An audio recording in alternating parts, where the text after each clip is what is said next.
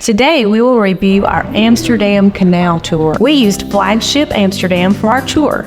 Our tour included wine and cheese. Some of the sites you will see: 17th century canal houses. the Anne Frank House. This is a must-see visit for anyone interested in World War II history. The Westerkerk. This 17th century church is one of the tallest buildings in Amsterdam. The Skinny Bridge, Marsburg. This narrow bridge is one of the most photographed bridges in Amsterdam. The Rijksmuseum. This world-famous museum houses a vast collection of Dutch art, including masterpieces. The Van Gogh Museum.